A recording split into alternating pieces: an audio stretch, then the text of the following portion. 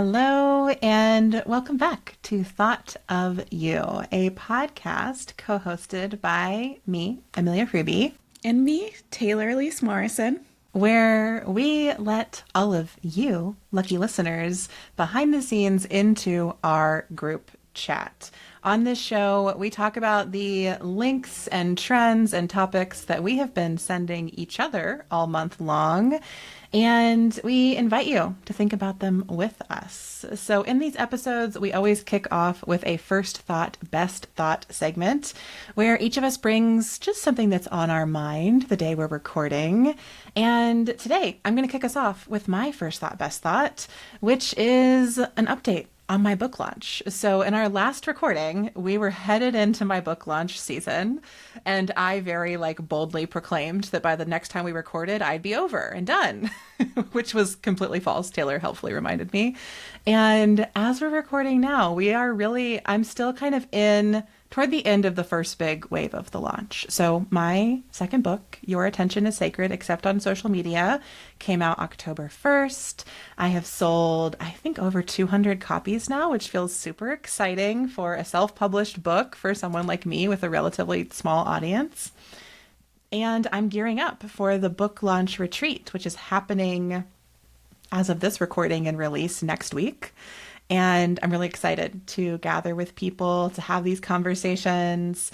I'll be teaching some live workshops. And then on Friday, November 7th, Taylor will be joining me for a conversation about success that I'm super, super excited about. So I don't know. I think that's the update. Taylor, what am I missing about the launch that the people should know? I think you're sharing all the details logistically. As your friend, though, I'm more interested in how you are emotionally, physically, spiritually. So the question that I have for you is, what's been the most surprising part of this launch? Okay, thank you for the question. Moon and Venus and Gemini, always here to intellectualize any emotion I have. I think that what's been surprising about the launch has been this clear feeling I've had that a switch flipped, and as soon as people started receiving books, I loved the book so much more. It just cleared away all this doubt I had about if the book was any good and why I had written it. I was surprised by how much self-doubt crept in during the book writing process. And then I was surprised by how quickly it dissipated once the book was in people's hands and out in the world.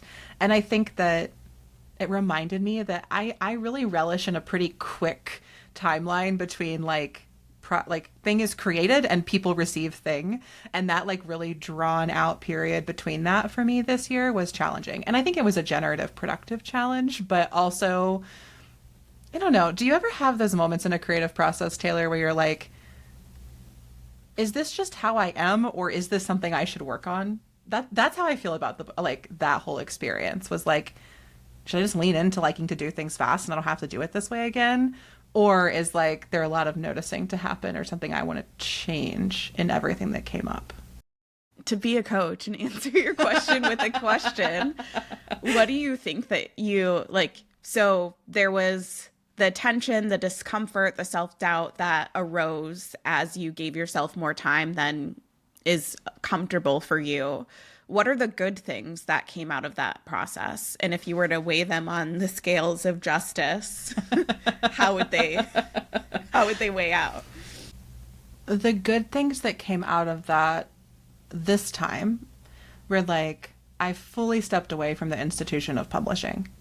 And it was I didn't plan for that to have to be a part of this book's process, but I think that was just productive more generally for me, just to make that decision of I'm not working with my publisher anymore. I'm not working with this agent anymore. I am done with that. So that feels like something good that came out of it.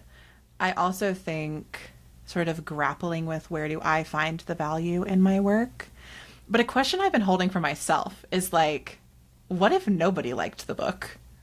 And how would I have handled that? So I think that's where the surprise sort of came in. And I think that's where I'm holding some tender questioning. I think that I'm still pretty attached to people's opinions and impressions of my work, which is human. Like when we publish creative work into the world, it's perhaps because we are interested to some degree in like the reception of it. But also I would like to be a little more autonomous in that. I would have liked to really love the book again before other people loved it. And I'm kind of holding that for myself as I think about the next book I want to write, which I've already started working on. So here we go again. Here we go again. Yeah, the thing that is emerging for me is when you go the traditional publishing route, you get validation sooner because the publisher is giving you money, you have an editor who's giving you feedback, and when you go it on your own, there's all these benefits to that, and you don't get the validation as soon. Like, you had people edit it, you had people cheering you on from the sidelines, but I wonder if that has something to do with it. Yeah, I think that feels right. And I think there are ways too that in the future, especially because the next book I'm working on is an essay collection, like I could share small pieces of it more along the way. Like, I didn't share any of the writing that was in this book until essentially the book was published. And maybe that was a piece of it. Like, I could build in a more incremental feedback and validation process. So beautiful. Thank you for this mini coaching session inside of my first thought, best thought. Taylor, what is your first thought, best thought for this week? My first thought, best thought is that it is soup season here in Chicago. And so something that we started doing this summer is like make more big salads that we could have for lunch throughout the week. What we do in the winter and fall is make soups, and my freezer is already getting full of like different soups that I've made and frozen so I can have them for a quick and easy lunch. Something that I'm hoping to do more of this year is share soups with people. There's just something about the process of making soup and feeling like you're infusing love into it.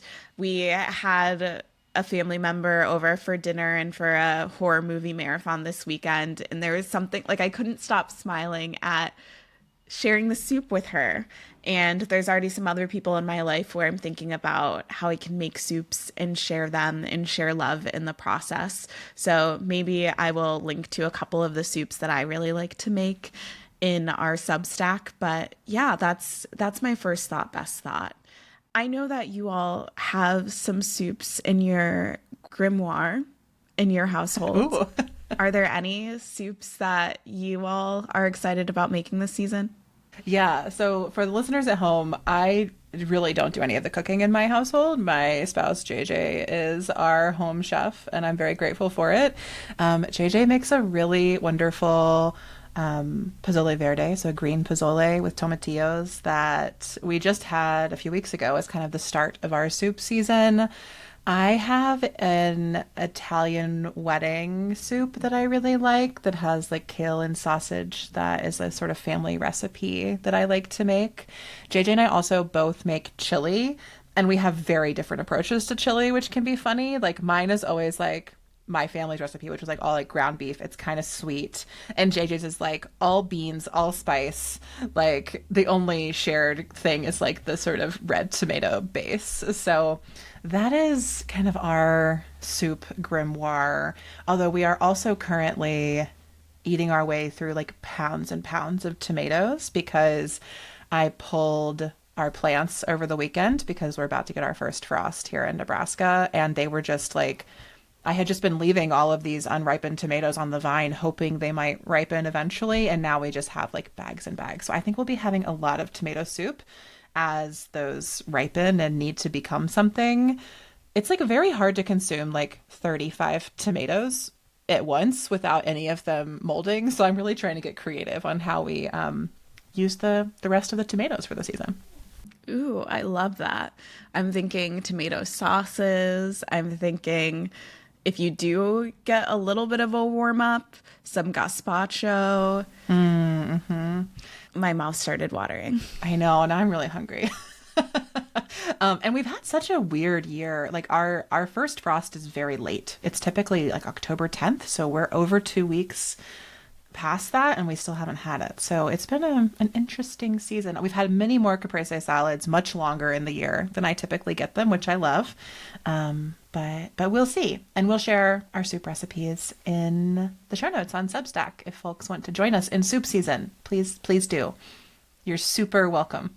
And you can share your links to soups in the chat too, because I have a decent rotation going, but I'm always open to new and vetted ones.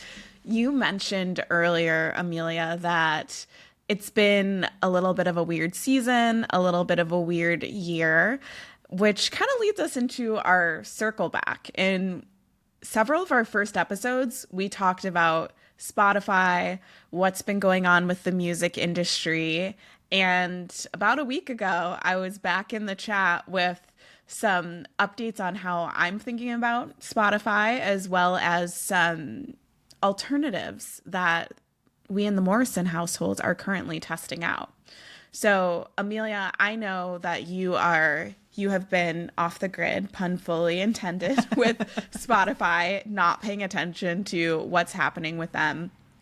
And for me, don't know if y'all remember this or not, we have a family plan that we don't pay for on Spotify. So we're kind of like, we could get off Spotify, but like people are still going to be paying for the family plan. It's not going to make that big of a difference in the grand scheme of things.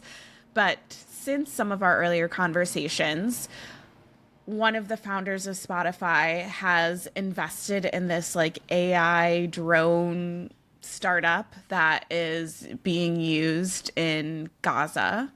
And then Spotify is also expanding the work that it's been doing in making music and AI music, this time in partnership with major record labels. So for many people, those things were kind of the tipping point. Maybe they didn't care as much about the ghost musicians, but now you're someone who's making money from Spotify is funding genocide and you're looking at replacing actual musicians. That was a line that crossed for people, which is how something came in my Instagram feed, this reel where someone was talking about replacements to Spotify. And I thought that I knew many of them. What caught me is in the beginning, one of the platforms that she recommended, Qobuz, which is the one that we're testing right now, pays even more than Tidal. And as we had talked about, Tidal is the most. I think it's about 19 cents for 1,000 streams. Don't quote me on that. But it's a lot higher, like so much higher than Spotify, still even higher than Tidal. And Qobuz is really big on music quality. I noticed it even just playing like my iPhone on speaker. Things were hitting different parts of my ears than I feel like they do. And I did like a sound test with Matt where we played one song on Spotify and one song on Qobuz and see if he could find the difference. And almost immediately he was like, oh, that's Spotify. This is Qobuz. The quality is different there. So we've been doing a test to see like, do we want to make a switch? Do we like it? We use this tool that we heard about from the reel called Soundies to move all of our playlist over. Overall, we're liking Qobuz a lot. We are not sure about the queuing functionality. That's like the biggest thing that made Matt a couple days ago say, I just got to use Spotify for a minute because he loves to do like a quick cue while he's in the shower or something to be a soundtrack. And the way it does it is kind of weird. So if you have figured that out, anyone, please share your information in the comments because we would love to fully move to Qobuz. And that's just like my general update. There's more that we want to talk about with music in general. Amelia, what's surfacing for you as I share my Qobuz exploration into getting off Spotify, even if we're not really, at least with our household, making Spotify any less money by leaving? No, totally. And like I've shared before in full transparency, like I don't listen to music on Spotify anymore. I technically have a Spotify paid account through the studio for all my podcast clients. I also have this like wild grandfathered in plan that costs like $9.99 a month that gets me Spotify and Hulu. So it's like Truly, I just have left it there forever. If they actually tried to start charging me 18.99 or whatever, I would cancel immediately. I think for me, what I've noticed, because now I have not been listening to things on Spotify for, I guess, 10 months, and I've been using Apple Music, but I don't even really use Apple Music. I buy things on Bandcamp, I put them into my iTunes, and I just listen to them. And I appreciate that Apple Music syncs it across all my devices. So my computer, my phone, and my iPad all have the same music, even if I've only downloaded it on my computer. But I just noticed that I kind of have this rotation of like a handful of albums, and I mostly listen to those. I've made far fewer playlists this year, although I still am making a seasonal playlist. But it used to feel more like monthly, and now it's like solidly once a season I get a playlist going that I'm kind of adding to over the course of that. So I guess a lot of those songs are pulled in from Apple Music itself, but I'm just finding that I'm really liking listening to more full albums. And I'm liking feeling like I really know these albums and these artists that I've been listening to. So, for instance, like for me, I have listened to Lord's album Virgin a lot this year. I have listened to this album Moisturizer by a band called Wet Leg that I really like. I've been listening to this album Florilegium by, I don't know how this artist pronounces their stage name, Uwade perhaps. And a lot of these they were like recommended to me by music journalists whose like Substacks or websites I now subscribe to. So it's been interesting to see that like absent of Spotify, I've actually gone back to real people to get recommendations. And then I have bought those albums. Like I kind of preview them on Bandcamp and then I buy them and then I put them in my Apple Music and I listen to them. And I suppose I'm listening to a lot less music. And I think I have fewer listening hours overall, but I'm still really enjoying it. And I feel like I'm staying true to my specific goal, which was get more money to independent artists. I love that. I know I mentioned albums, and I feel like that's something you've kind of shifted to in your music listening too. Like, I'm curious, I guess, two questions. One, like, how has shifting to Kobas changed your relationship to music listening, if at all? And then also, I'm just always curious, like, for me, it's like get money to independent artists. That's like the driving force. But I'm still a little curious, is the driving force for you just like break up with Spotify? Is it something else? Like what's motivating you to really make this shift? Yeah, great question. So I think even before we're doing, Kobas has like a month free trial. So we're just trying it for a month to see if it's something we want to stick with. Even before that, I started implementing this playlist for myself on Spotify that I called To Listen. And it's kind of like a TBR, but for music. And if I hear about an album or even I'm reading a book and they mention something, I'll often put the whole album that song is on into a playlist. And that in and of itself has been such a gift and really transformative for how I listen to music, because now I'm listening to things in context. And then instead of just listening to the single off of the album, I'm deciding what my singles are. What are the standout songs for me? And then those get woven into playlist or into my like tracks or all of those different things. So that has shifted me to listening to a lot more albums. We also have a record player that I don't listen to as often as I would like to, but like the albums that we buy for that are, in our opinion, no skip albums that we love having on, whether it's we're having someone over or if I'm like cleaning the house and I want some good background music. So a big shift to albums. And to answer your question about like what has shifted as we have been experimenting with Kobas, I would say you can feel sometimes that there isn't this. They have two playlists that are kind of like your weekly listening, but it is very much so me driven of what do I want to listen to. So I'm going back to a lot of the playlists that I've made in the past or an artist that I'm want to dive into, but it's putting me back in the driver's seat. And then our motivation because of it is, yeah, we want artists to be making money too. And I think the combination of that as well as the sound quality, because we listen to a good amount of music. I know we're on a podcast right now. I've actually reduced my podcast listening and increased my music listening.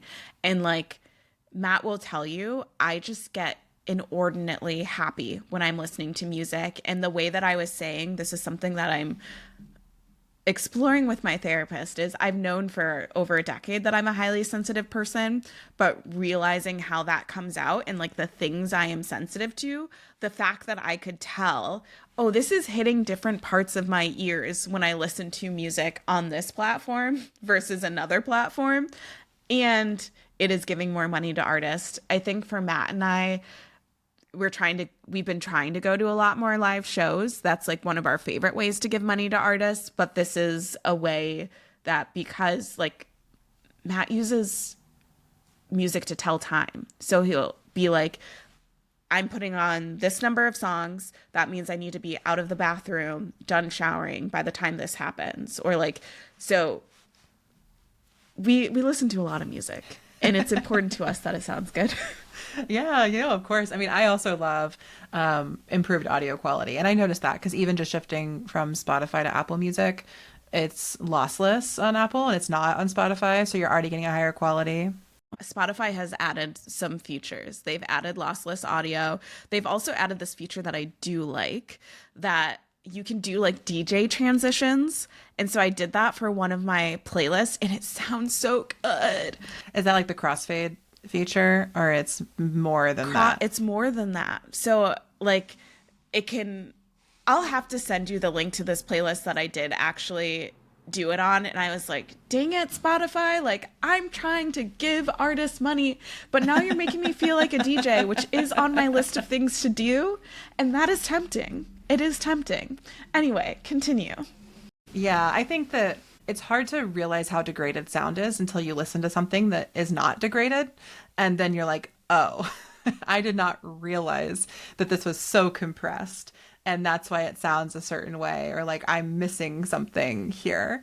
The same way that like you may not realize something's auto-tuned until you hear the person actually sing it live and you're like, oh, that was like it's similar to that, but a very different process. Yeah. I mean, I hear you on the quality piece and on the music to artist piece. And I think the reason I asked that question is because what I have found is that if you want to make a change, rooting into like the things that really matter to you is a more helpful way to kind of avoid the like pull back of the convenience, because it's so easy to get pulled back into like a cool Spotify feature or how convenient it is if you don't have an anchor somewhere else, right? Like if you don't have like a values anchor or a practice anchor, like if the whole motivation is just leave Spotify, but there isn't like beyond like an anchor beyond that, I found that that's when people often just go back to it the first time it feels inconvenient or expensive or just hard to make a change. And I see that in myself too. Like, for instance, my like wanting to like not shop at Target has not been the most successful thing for me because I haven't really identified a motivation beyond like no Target. Like I need to actually like build a positive reason for this change into my life. And that helps me like stick with it long term for me, makes it more sustainable, because I love that we're seeing like so many like social media accounts and frankly trends pop up around questioning these platforms, stepping away from them. I just want people to still be stepped away from them in 6 or 12 months or a year or 2 years or 5 years, and have it be more than just a trend, but actually like meaningful change. Do you think you're seeing that? Because you're kind of the one who's more online and sending me the stuff that I'm always kind of like, is this a trend? Is this real? What's really happening here? Do you feel like it's concretizing into real change more culturally? It's obviously like you're deciding to make changes, but I'm curious how you're seeing sort of the landscape overall. It seems like a groundswell, but I think we'd have to revisit this conversation in a year to see how much they're there. Because it's like, yeah, we have been talking about this for however long. I've heard podcast episodes about this all year. And then I'm just seeing more and more conversation the same way, like with leaving social media. You were talking about this years ago. every year it seems like there's more and more conversation about it. And it seems like it's hitting a crescendo point now. But we'll see like how long this all lasts. So I'm cautiously optimistic. Watch this space, I guess. We will continue to think about it and check back in about it. And yeah, I mean, again, like I also hold that optimism, even if I'm holding it cautiously. But like this is something I obviously really want for people. I want all of us not to like necessarily leave Spotify, but to be critically questioning the tech that we use and why we use it. And also like questioning the convenience it provides. And if that convenience is like, who is that convenience at the expense of? And are we willing for that to be the case, right? So for me, it became like, this convenience is at the expense of these artists, and I'm not willing to do that. Now, would I stream Taylor Swift's album on Spotify? Yeah. And would I think twice about it? No, because I'm not really concerned with getting money to Taylor Swift. But that's not the music I'm listening to most often, or often at all either. So that's a whole other conversation. We haven't even, actually, no, we did talk about that a little bit in the group chat.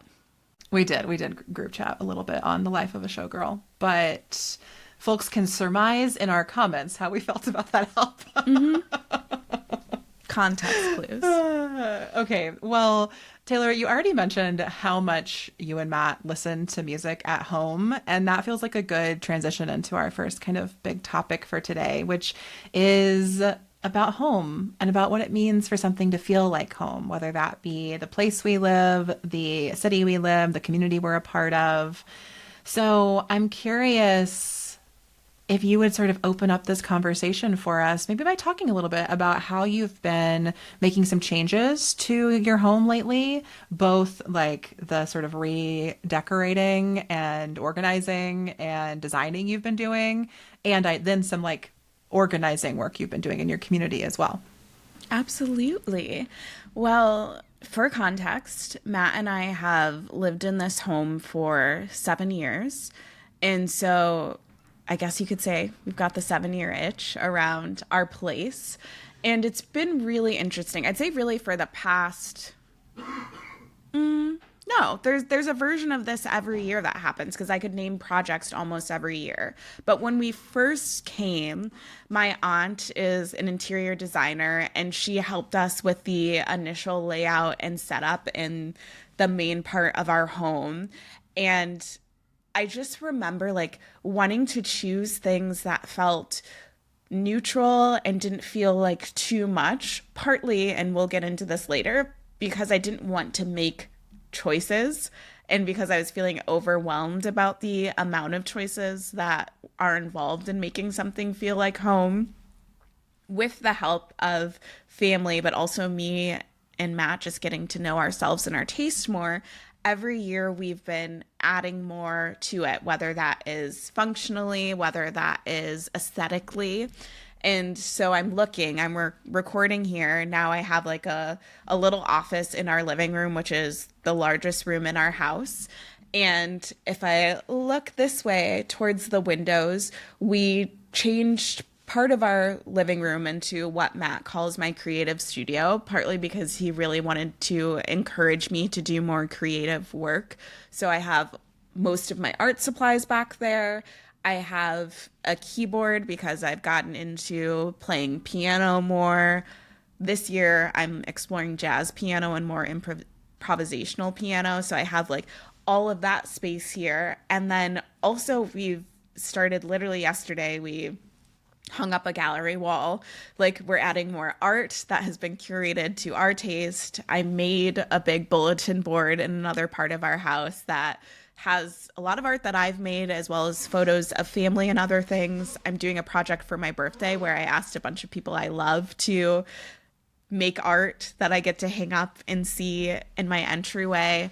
So our place is feeling more and more like home because we're weaving parts of ourself into it. I think there's a level of honesty too, of being honest about like, I want to create more art. That means I need to have space to create that art. Or in our dining room, we have a treadmill in one corner of our dining room, and we have Matt's sewing set up in another corner of our dining room.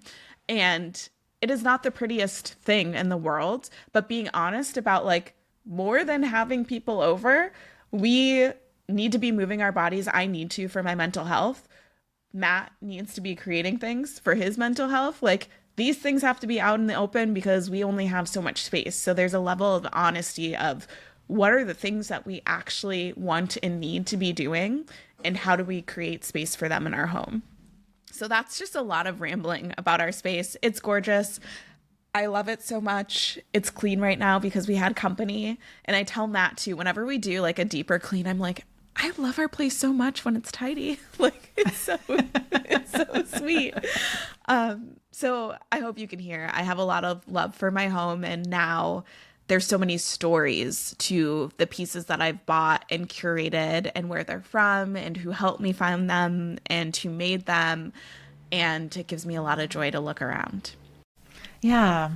What do you think has been like the most fun home project you've done in the past year? Ooh, fun. Because it's like not always fun in the moment. Like the gallery No, many wall. of them are not fun. Bless Matt, because he got on Photoshop and like translated size accurate of the frames so we could lay it out. And I was like, that is too much for my brain. That is why I brought you into this. I painted the hall where the gallery wall is. I painted it a yellow, just kind of off the cuff, and was like, I think this needs more color, and painted it yellow. I listened to a really good audiobook as I was doing it, and I did it randomly in January. So it felt like a really nice, fresh start to the year, bringing new energy into the space. And all year it's been like, okay, I found the perfect rug for here now. I found like a new light fixture. Now we have the gallery wall. Now we have a mirror hanging up. So it's end of October, and I can just now say that like that hallway is mostly complete. And it's been a fun adventure this year of looking on Facebook Marketplace and all the things to find the pieces that now make this a cohesive little hallway. Yeah, I love that. I mean, I love painting a room or a hallway or a house. That's always my favorite. I am so impressed that Matt figured out your gallery wall in Photoshop. I literally, I guess, have like a million of them in my home, and I just put stuff on the wall and hope it works together. It's very intuitive. But I love all these reflections on home. And 7 years in your home is no small feat, especially because it's a very cozy space. I mean, it's, I think, is it a one bedroom? No, it's two bedroom. Two bedroom. We're like 1,000 square feet.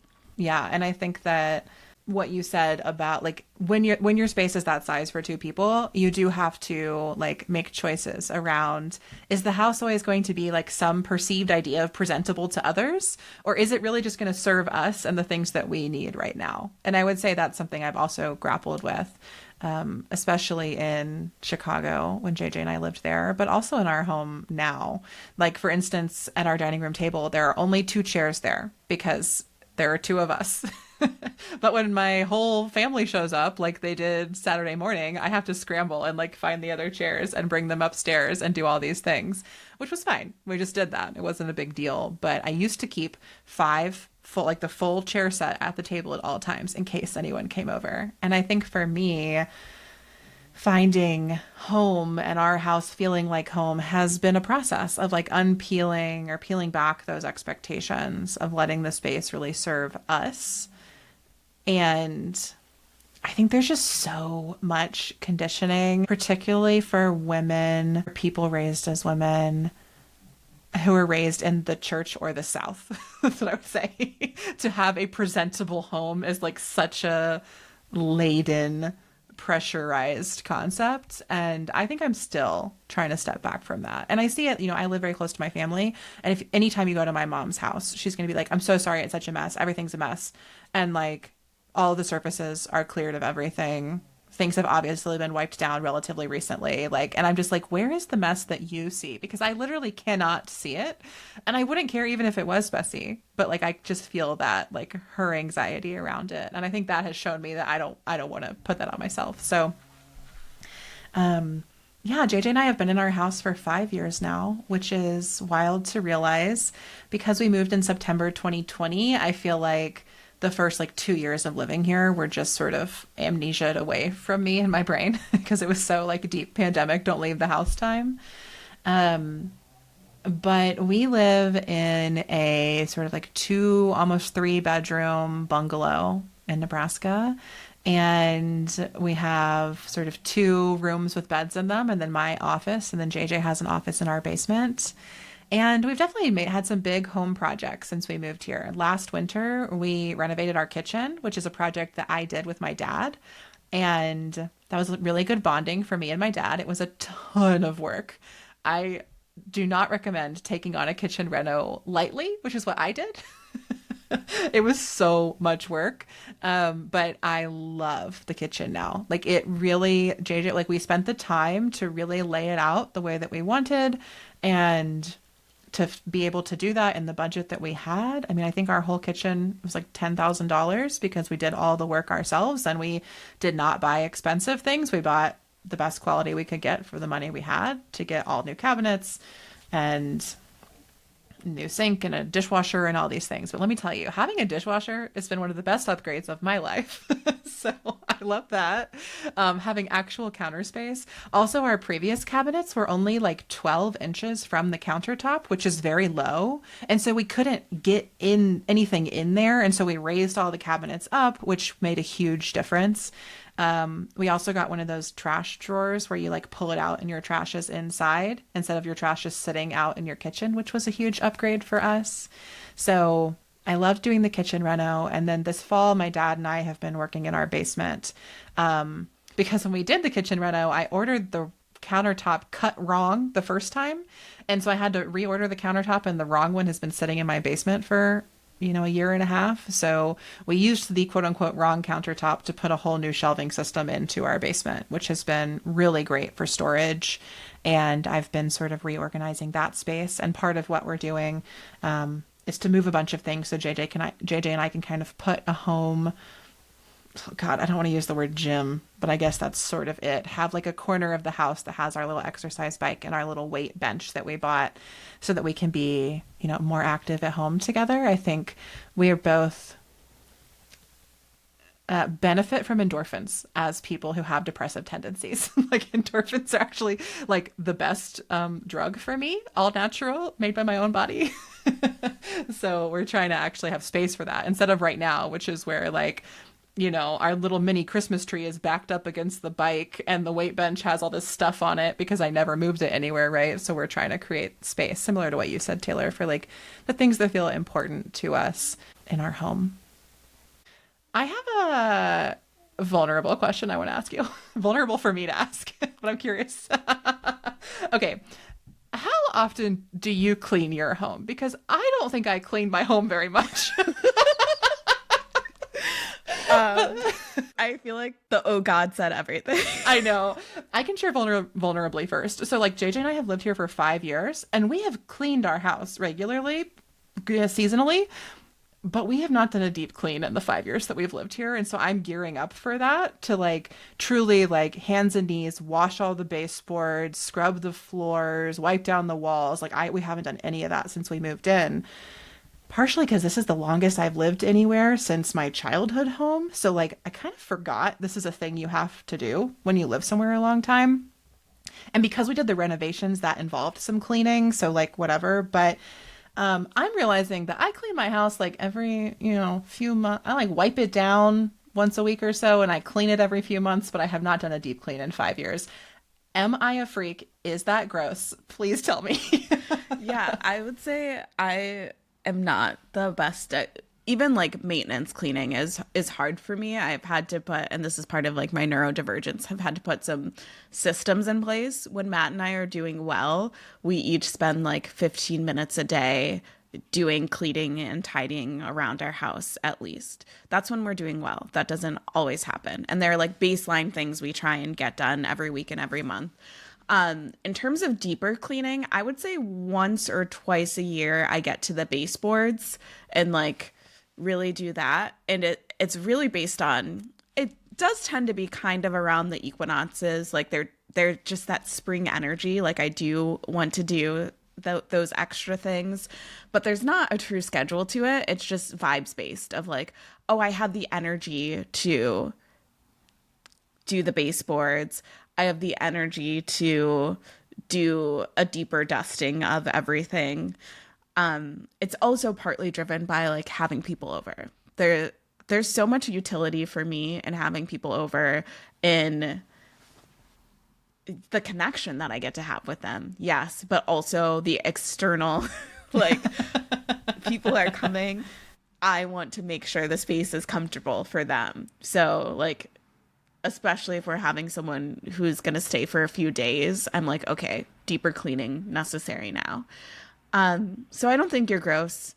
I just do it based on vibes. And there's, oh, who is it? I want to say her name is Casey Daniels or something. She's a therapist who has been really big on TikTok. I haven't actually read her book, How to Keep House While Drowning, but one of the things that she talks about is just like, baseline, you just need to have a sanitary home that like no one's going to get sick in. And it doesn't, all the extra things are nice, but like, let's get to the basics of what a clean home actually means. Part of that though, with our household, is Matt does have asthma and has a lot of allergies. So like, there are things that we can and should be doing more frequently, because that is part of not just like he's not going to get E. coli or whatever from some unsanitary kitchen, but also so that he can breathe well.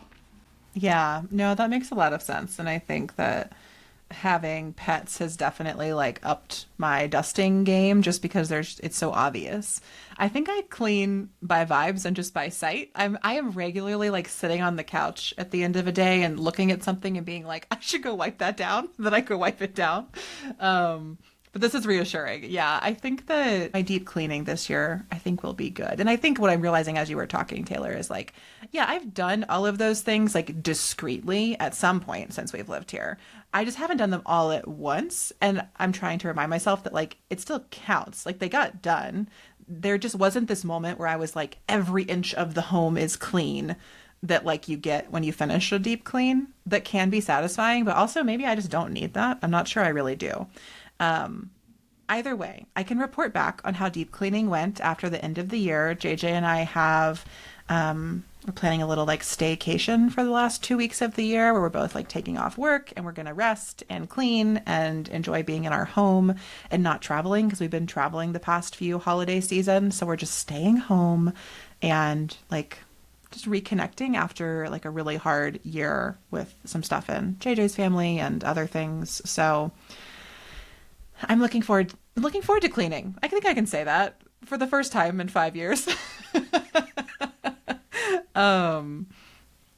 The other thing I wanted to share here, just speaking of like unprogramming or deprogramming from like cleaning mentality or pressure, is that last weekend, or like I've been, as I mentioned, working on our basement with my dad.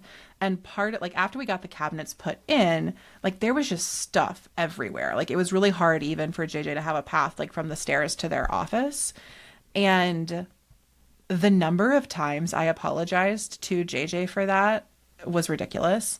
And eventually they were just like, Amelia, this is your home. You do not have to clean up your things every second of every day to make it look like you don't live here. You can leave your things out. It is okay that you are in the middle of a project. You don't have, like, it's not elementary school. You don't have to put away everything you got out for the project. And I was like, like actually like teared up. I was like, thank you for witnessing that and giving me that permission, because I obviously could not give myself that permission. I like couldn't realize that was what was happening. And it was so freeing, like so freeing. This is why we love JJ. And I know JJ listens, so JJ, I love you. Obviously Amelia loves you, but I love you too. Oh, that's so sweet. I'm getting teary-eyed. Yeah. I needed to hear it, because I think, yeah, I've just, since I was like 5 years old, been operating that like, if I got things out, they have to get put away, even literally in my own bedroom. Something too that I've been thinking about as I lean into my design style more is I always want a home that feels lived in. I always want people to come and feel comfortable and feel like they, if something gets messy, it's going to be okay. Like, I never want to have a space that feels like you can't exist in.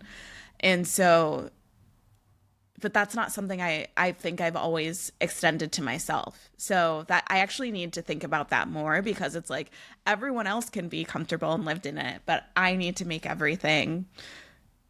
And I have a very Virgo mother, who, it's amazing because she will come over and help organize stuff for me and like thinks it's so fun.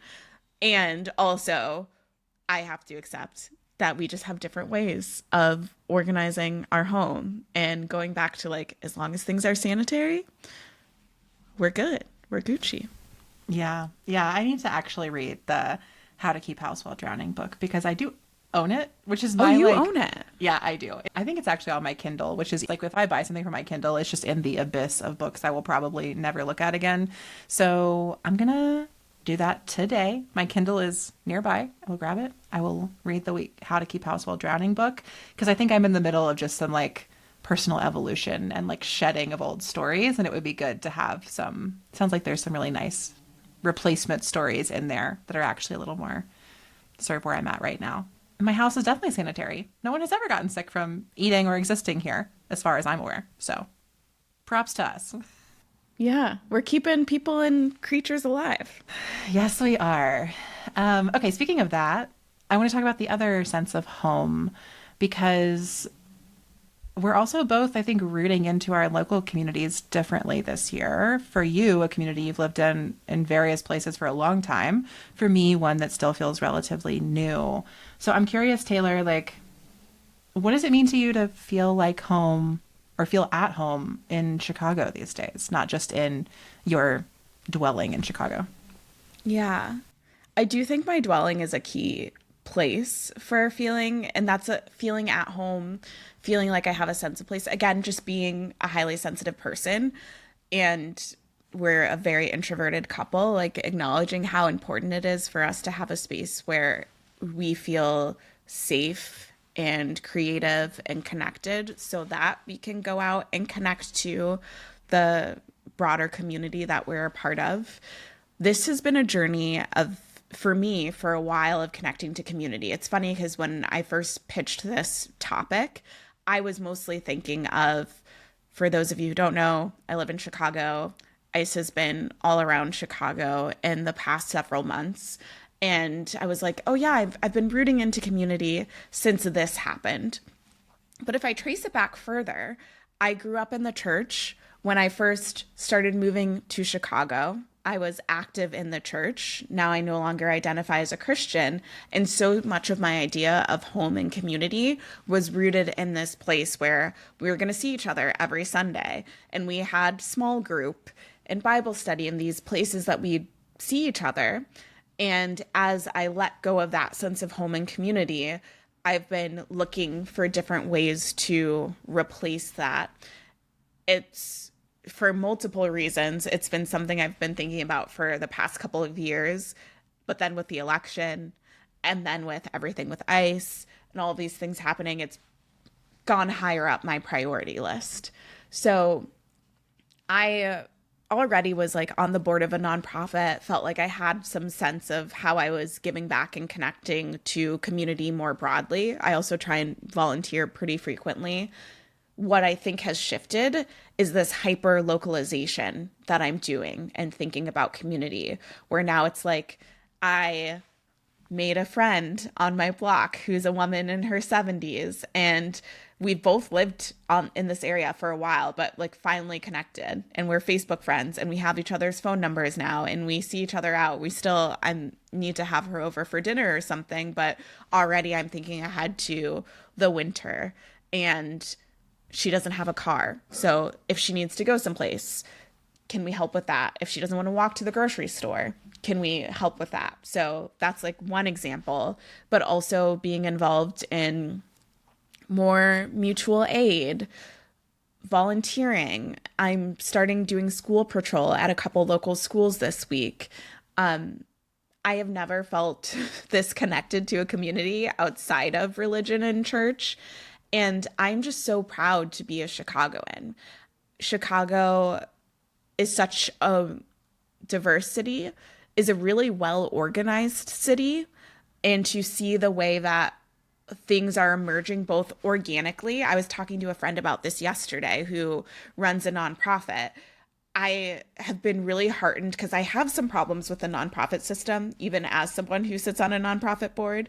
I've been really heartened to see how there are nonprofits who have been doing this work for a long time, working alongside these more emergent systems so that we're not duplicating efforts and so that people are getting the information and the resources that they need.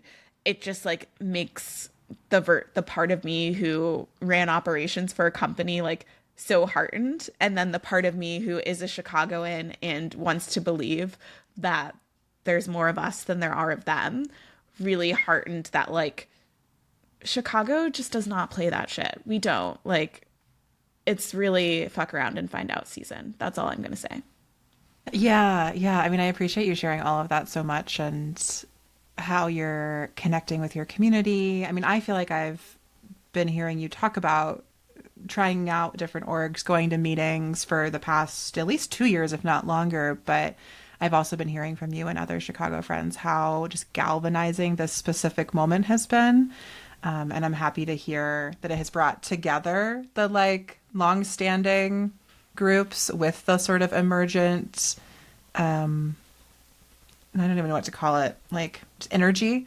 And because I've also witnessed where that doesn't happen, they don't come together, and there's then this like infighting or this sort of like proving energy that comes in that doesn't help anyone. So I actually edited a podcast episode with an acquaintance or like a mutual person of ours, Shannon Downey, from our early days at Fourth. She was a guest on a client's show last week and talked a lot about like the different trainings that she'd been a part of and like teaching whistle code and, you know, doing all these different things around ISO's presence in Chicago. And it was,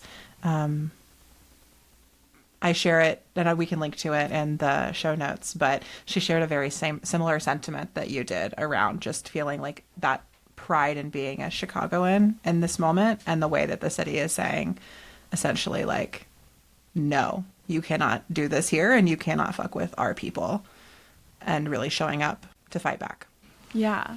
And I would just say for people who are in other cities, especially blue cities, like unfortunately we're on a target list and that has been expressed by the government. And so something I've also seen is organizers from other cities coming to Chicago trainings, understanding how we're operating, and then bringing that in advance to their communities. I'll even say like where I live. So we did have ICE like very close to me last week.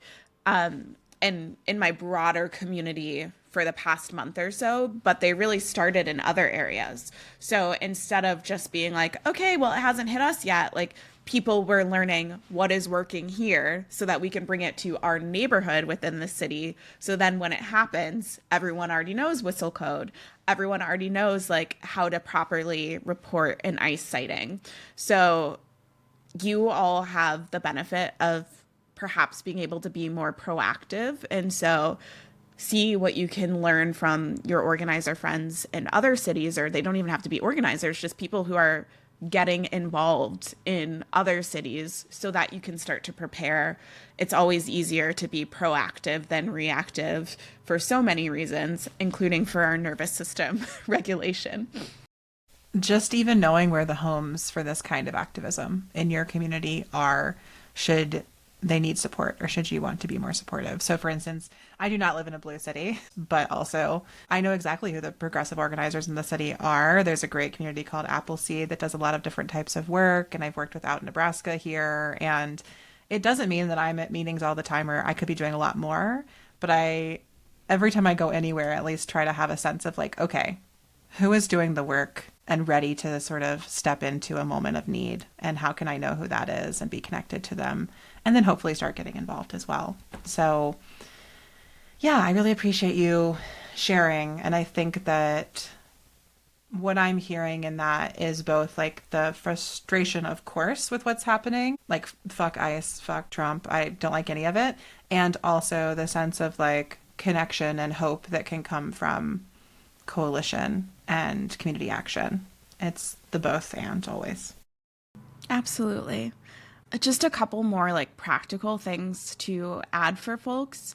So the idea of having a political home, I think, is more and more important. Like part of the reason why I was able to get plugged in so quickly is because I do have an organization locally where I am a member, and they actually, it's One Northside. It's not a secret. I would love to have more people join. You can join and be an active member for as little as $5 a year. Their recommended, I think, is $5 a month. And they actually switched their focus. They've been around for 12 years, but they switched some of their longer term organizing focus to do more rapid response because they saw how necessary it was in this moment. So again, plugging in to a place now sooner rather than later. The other thing is like really looking at what's going on with your local electeds. In Chicago, we have alder people. There's been some great organizing, and I just live on the north side where we have like a caucus of progressive alder people where I live. So I'm fortunate in that. Everyone does not necessarily have that, but your local government, even whether it's your ward or whatever you call it within your city, likely can point you to resources. Also, some of them are doing organizing outside of their official capacity as local government people. So if you're like, I don't know where to go, I don't know exactly what to do, maybe look at those. Like when I say local, I'm not talking about the mayor. I'm talking about like the most local to you, and then see what organizations they are partnering with. That's like a good starting place to get to. And again, trying to get connected sooner rather than later. And this is as someone who like, I am by no means an expert in this. This is like what Amelia said. It's been a couple of years of me trying to feel more and more connected. So I'm saying this as someone who has had to figure this out myself. And I'm just hoping that you can maybe skip a step or two from my meandering wanderings that I've had to do. Yeah, absolutely. Thank you. On that note, I hope that you're going to find ways for you to get involved in your community and the place that you call home, or even make your personal space feel a little bit more homey as a buffer for how incredibly difficult 2025 has been. We don't want to leave you in this place of, I wouldn't say despair. It's not despair. We're telling you a lot of resources and things that you could do, but we want to end on a little bit of a brighter and spookier note. So we're calling this segment Season of the Witch. And we just wanted to talk about some spooky things, some spiritual things to share with you. It's October, and it is truly Amelia's month. Not her birthday month, but the month where the spookiest side of her comes to life. It's also Hoodoo Heritage Month, which is something that has become increasingly important to me. So let's talk about some witchy stuff, Amelia. We're just going to bring in some practices, some thoughts, some spooky delight. I'm so excited. I want to make like a sound effect here, like woo, like a ghost or a howl, or if this wasn't video and I was on my podcast editing game, I have a little Halloween thing that I've put in some of my other shows episodes for this week. So, I love a spooky, creaky, ghosty, ghouly sound effect in late October. Taylor, I'm wondering if actually you might kick us off, because I feel like you have been really actively cultivating some new practices and sense of, I don't know, magic this fall, and I'd love to hear anything you want to share about it. Yeah. Okay. I mentioned earlier in the episode, like I grew up Christian, no longer identify as Christian. I still am a pretty spiritual person, and I realized that a lot of the spiritual practices that I've been exposed to are not rooted in my cultural heritage. So like I did a 200-hour yoga teacher training, studied like Hindu text and ways of seeing the world, with a little bit of Buddhism, like pretty deeply. Some of the witchier practices that I'm aware of are more like Wiccan or have roots elsewhere, which is all well and good. It's just not connected to my ancestry. And so about 4 years ago, I started getting curious about hoodoo, which is an African hoodoo, not voodoo, hoodoo with an H, which is an African American spiritual practice really rooted in people who were brought from Africa and enslaved. And there's different elements of that practice, including what's called root work, which is a specific form of herbalism, as well as other spiritual practices, medical practices.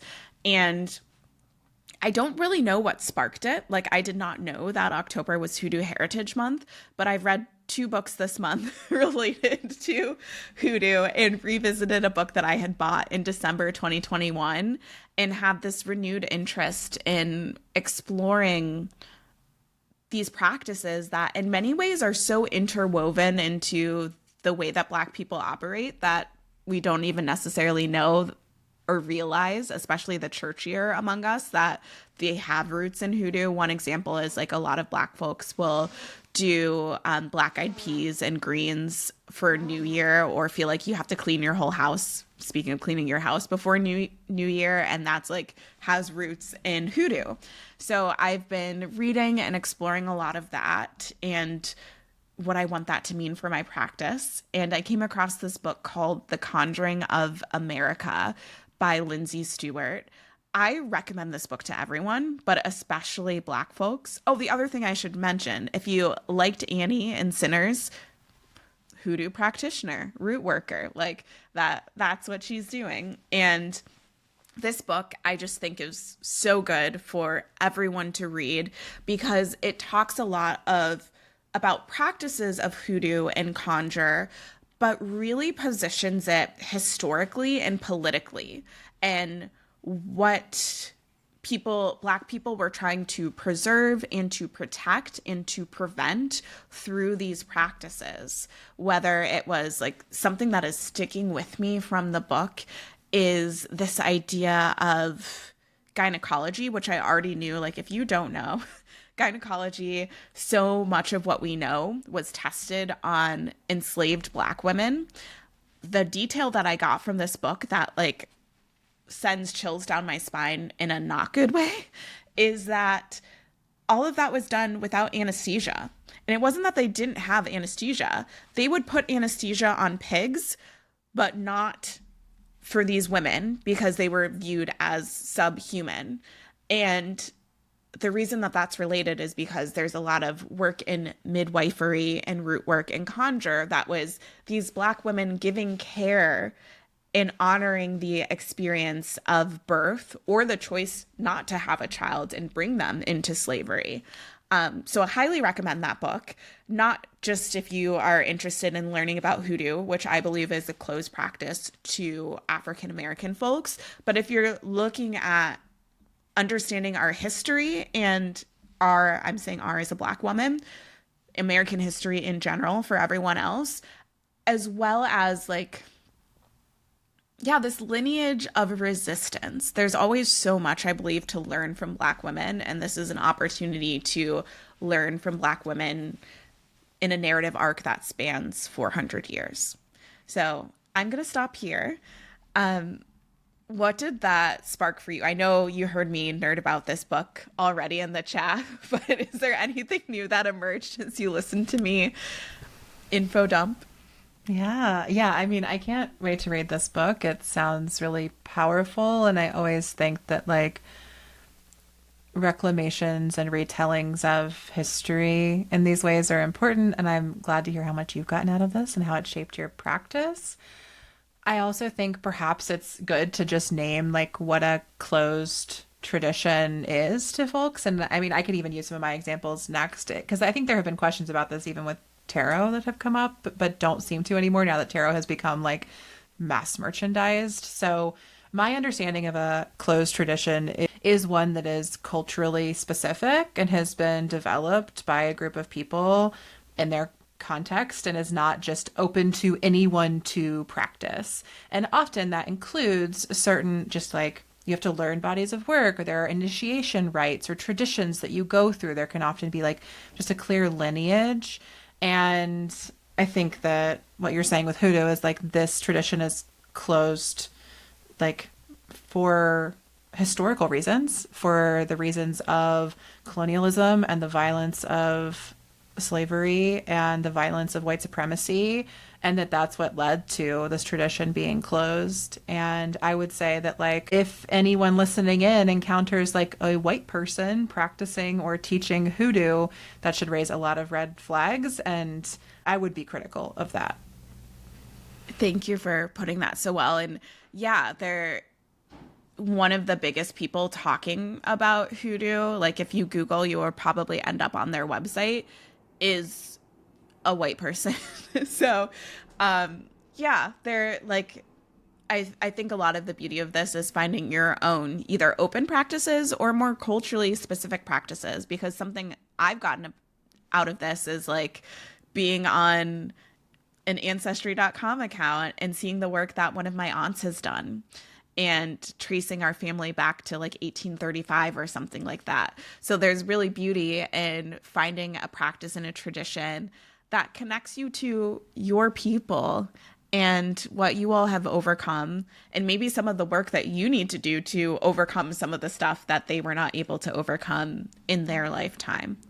So I have more of thoughts and like more open, I guess, invitations for all of you. Do you want me to share that now, Amelia? Or, okay, cool.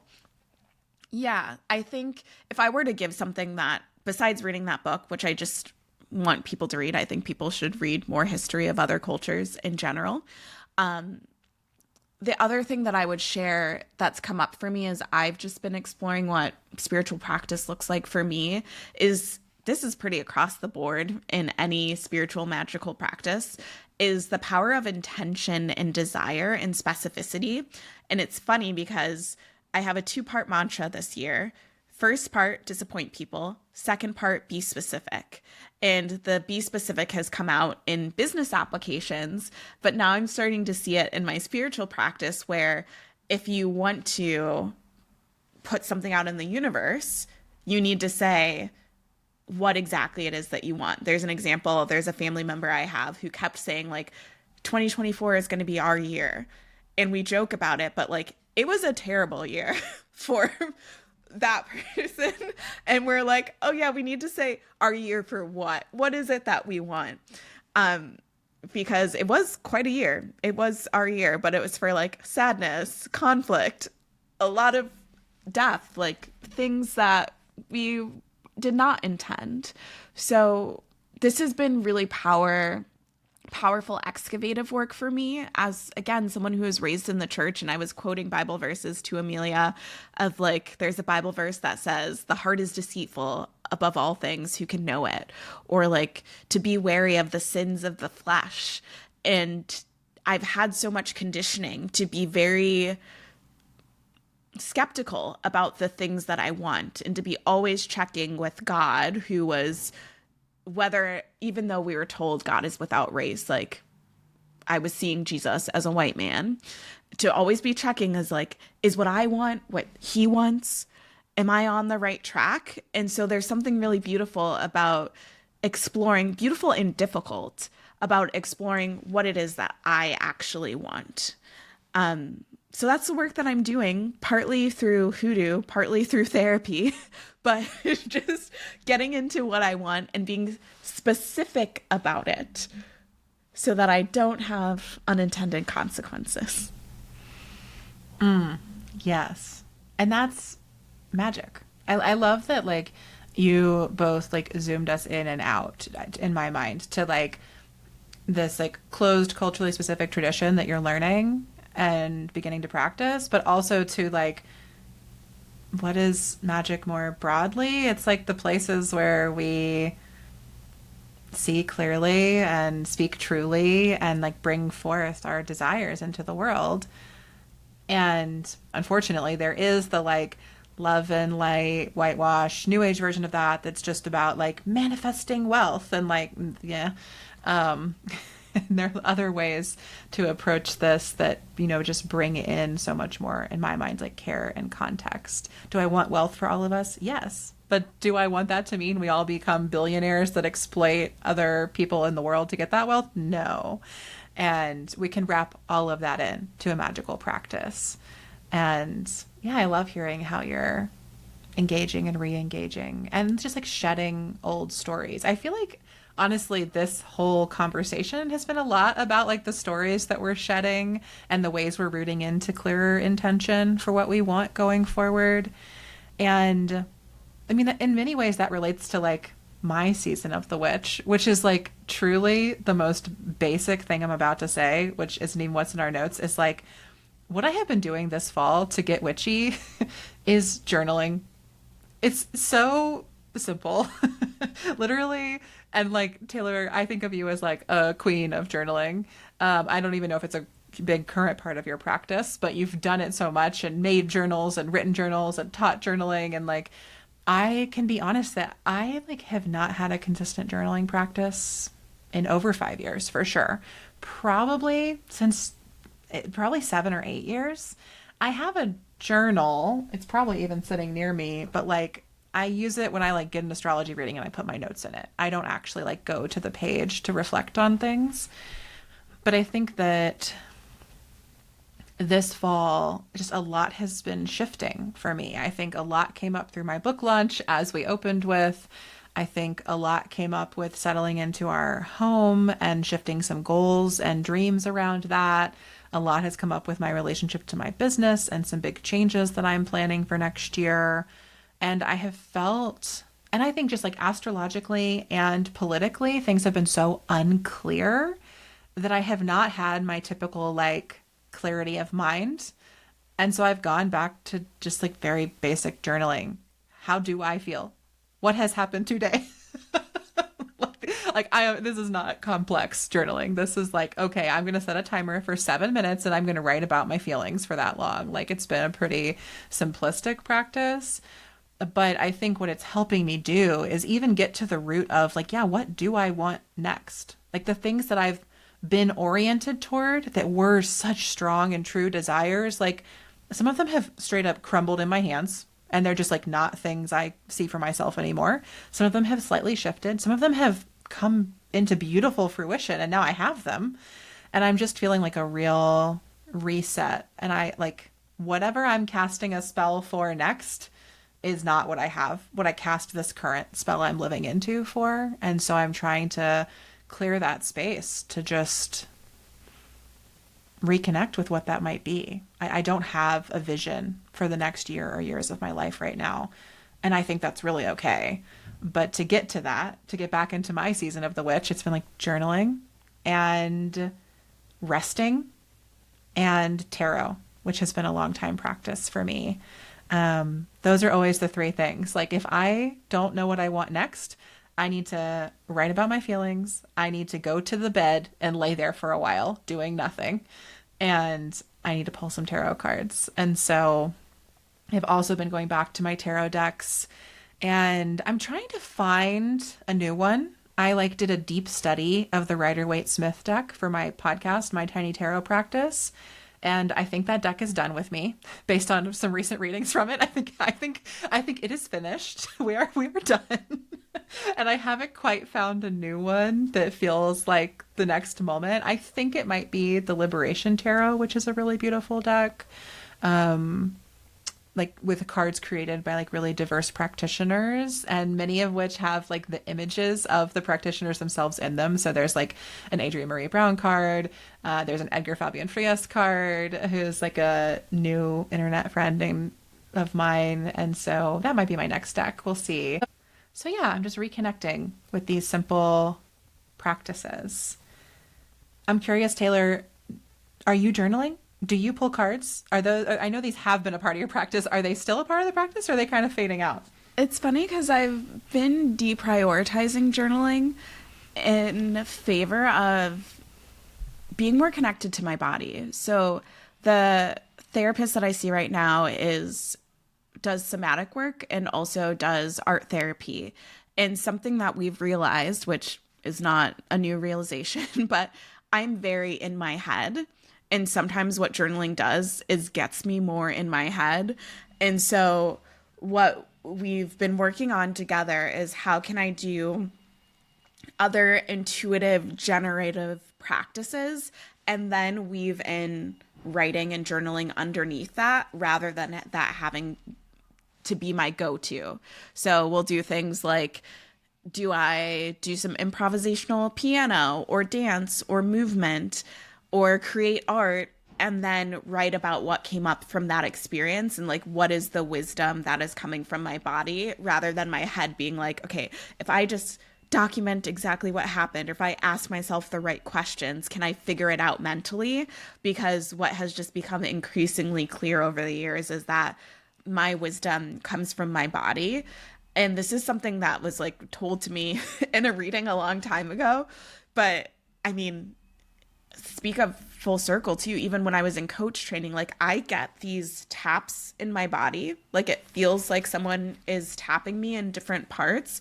And it's often trying to tell me something or tell me about a certain part of my body that needs care. Which I was reading more about it. I think there is like an actual name for the condition. It escapes me now, but realizing like, oh, not everyone literally has their body being like, hello, Taylor, hi, pay attention to me. I'm trying to tell you something. Mm-hmm. Yeah, your body really speaks to you, which also puts into perspective perhaps like how much work it probably took to repress all of that and keep it from you for so long. Now that you realize how loud its voice really is. Some mixed metaphors there, but yeah, no, I hear you. Yeah, I think that this is partially where my journaling practice went away from was a sense of like some of it happened when I like learned about being a human design generator and like my gut really guiding me forward. And I was like, oh, maybe I just need to trust my gut and not be overthinking everything or not acting from what I think of as my like intellectual or strategic brain. But I, for me personally, I've just also found this year that like my gut is less, it's churning a lot more. I don't have that sacral connection. So I think there are embodied practices to do to feel more sacrally connected and lean into that. And then also I'm finding the very simple journaling because I can relate to that sense of like, if I find the perfect question, it will unlock everything. I'm not doing that. It's truly just like, how do you feel today? What happened over the weekend? Like very simple stuff just to get back in the practice of being in conversation with myself more often, I think. And some of that I was realizing too is like part of when journaling started to go away was when I started dating JJ and they just became my interlocutor for everything, which I treasure. And also I can like, I think that I kind of weakened some of my conversation with myself by going outside of myself so often. And now I want to kind of, you know, maybe balance that a little better is how I'd put that. But yeah, I think there are like gorgeous practices for different moments in our lives. And yeah, are you pulling any cards? Is that still a part of your practice? I do sometimes. I actually had like a big spread that I did several months ago, but I was trying to think through dissertation stuff and I did like some tarot cards and it's funny because I was revisiting that and it's like, oh, the cards were still onto something, but the way that I was interpreting them was so locked in what I wanted. And then when I came back and I'm like starting to refine my dissertation topic, I'm like, oh, these were actually speaking to this. So that's been fun. And then something that I want to get into is reading playing cards, which is more like within Hoodoo. It's less tarot and it's more like what we had available was playing cards. And there's a whole practice around that. So that's something that I'm starting to explore but haven't pulled. And it's like a whole other thing to learn. I have a very minimal understanding of what Rider Waite or the things that have been adapted from that mean. And then it's like, oh, this is a whole other system to learn. So that's down the road.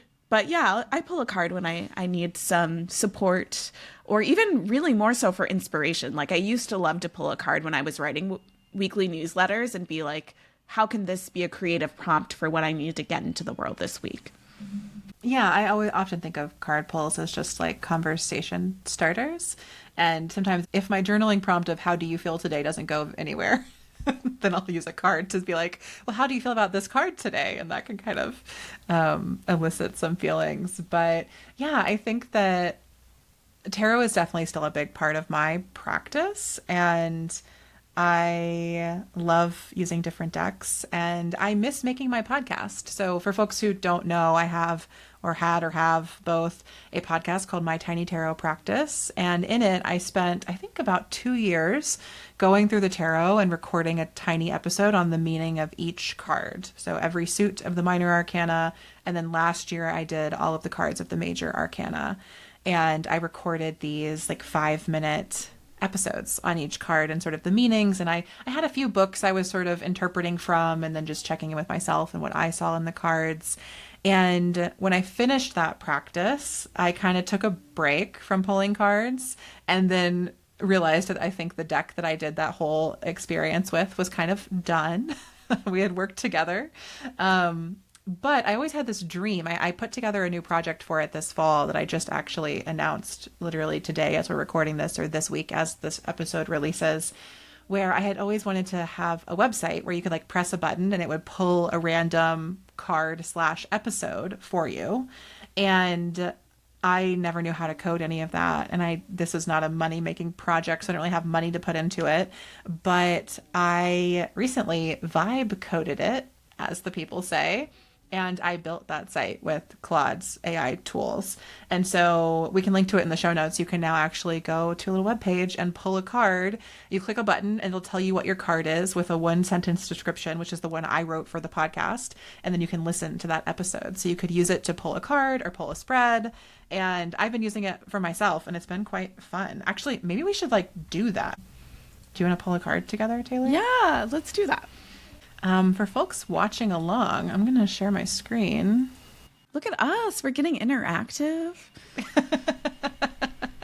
Okay. Wilco is here for it. Yeah. iFamiliar is here. The site is here. Okay. So the site is linked in the show notes. It's the My Tiny Tarot Practice card pull. So we're just going to pull a random card. 6 of Pentacles. Oh, this is a really nice one. The 6 of Pentacles shares resources generously. And if we click the listen to the episode button, it'll pop open the web page, but that'll have a little image of the card. So yeah. What do you think? Does that feel true today, Taylor? Like pentacles, I think of abundance and often material abundance. The way that this is speaking to me is going back to what I was saying about community. Like I'm doing my first 2 school patrols this week and I'm giving of my time.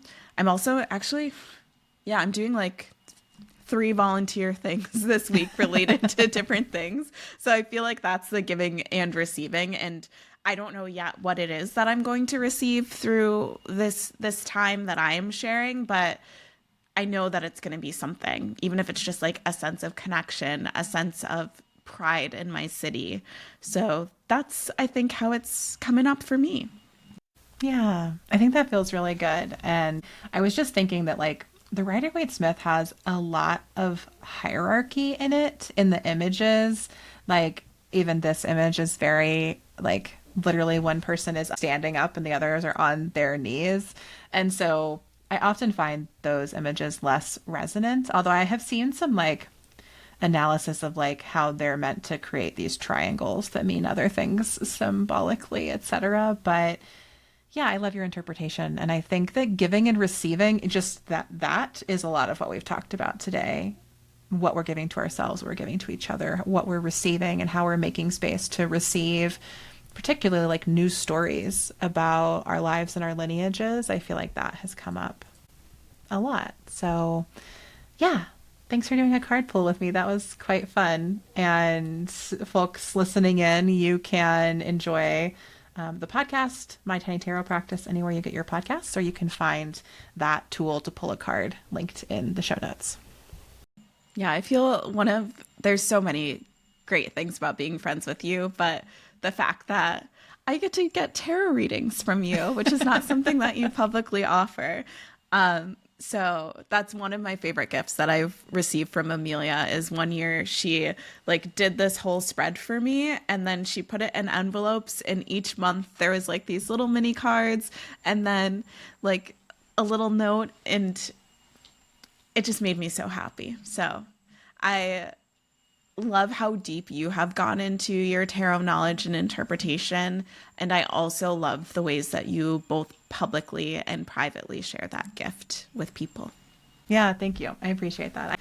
I have so many Scorpio and Sagittarius friends that like the end of every year, I do all these birthday readings for my beloveds who would like them. And it's always a fun way to tap in. Like, I feel like I end up tapping into the cards a little more at the end of every year in this way, both for and with my people and myself. And maybe that's my Six of Pentacles thing. Oh, It's yeah. reminding me because it is Scorpio season. So it's time for me to pull the cards for, my friend Kaning and my friend Lillian and all my faves. But yeah, it is very strictly something like I do not do for pay. I do not sell readings. I don't do readings for strangers. It is like only for people I am very close to. And I cherish that, honestly. It's beautiful. Yeah.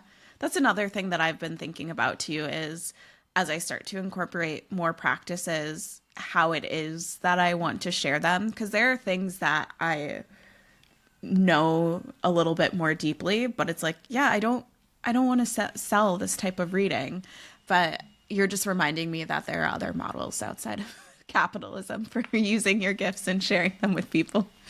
Truly, though. And like the reason I made the podcast was not for listeners, it was for me because I was like, if I had tried to study the tarot cards or like the different suits and things for years and never like stuck with it. I was like, well, if I make a podcast about it, if it's a little bit public, that'll create this little small tiny bit of gentle accountability for me to keep going. And I did it slowly. Like I did a season at a time, and I think there was even like a 6-month break between seasons. But it's this way that I get to have a private practice, but also with some public sharing.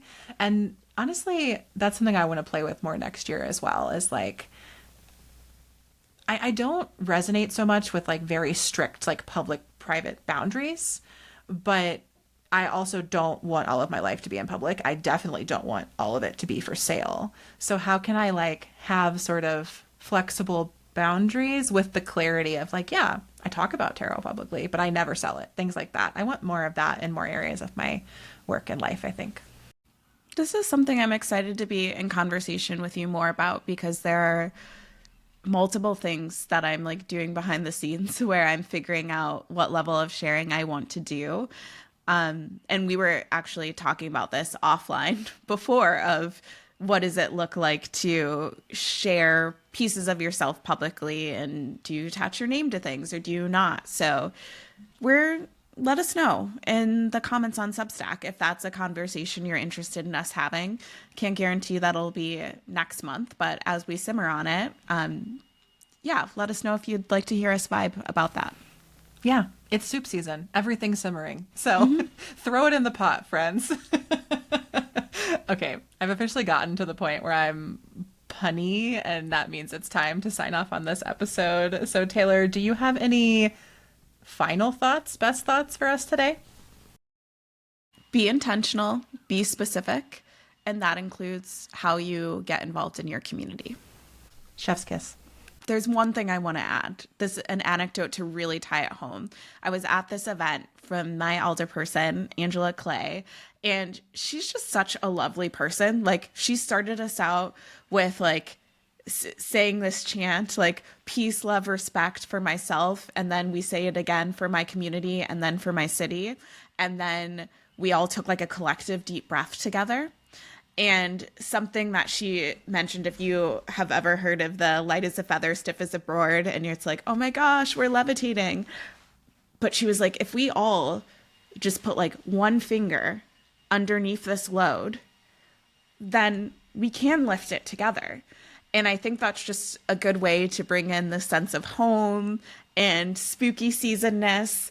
Like you don't need to figure out some potion to make people levitate. You just need to be able to put one finger underneath this load that your community is lifting and maybe get some other people to donate their fingers and see the magic that can happen from that. Beautiful.